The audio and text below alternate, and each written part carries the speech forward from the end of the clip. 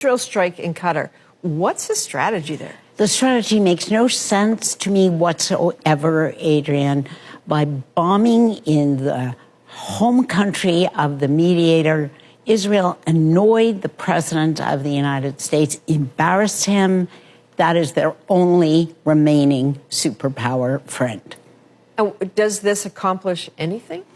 Well, what it does clearly is take Qatar out for now as a mediator and shut down this round of negotiations and kill the deal that Donald Trump had put on the table. I was never very optimistic about it, but this kills that deal. Okay, why would you do that? I think at this point, the Prime Minister of Israel is more afraid of a negotiated settlement, a prolonged settlement with a commitment to stay in the process, than he is about continuing and eliminating so-called the last stronghold of Hamas. I don't think that will work either. So you said that this pulls Qatar out of the negotiating role.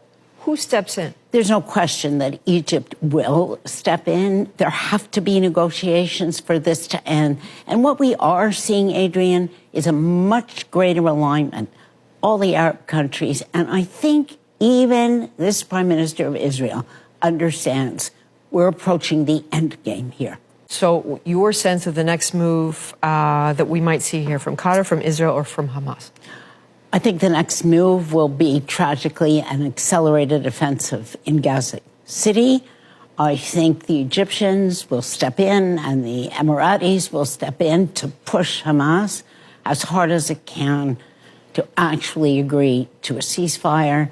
And the next round of negotiations will be led by Egypt. Israeli Prime Minister Benjamin Netanyahu says, you know, this could open the door to the end of the war. Could it? That's what he thinks, because he thinks he can eliminate the remaining military leaders of Hamas. I think that's a fantasy, Adrian. For every leader that is so-called eliminated, there are 10 behind.